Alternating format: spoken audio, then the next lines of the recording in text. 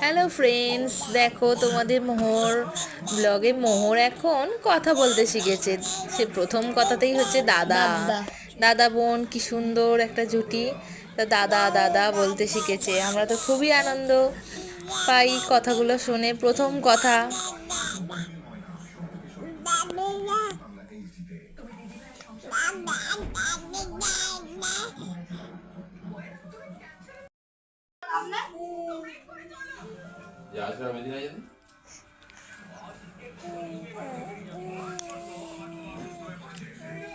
একটু আমাকে ভিডিও আমাকে আমাকে ভিডিও কল তোলো।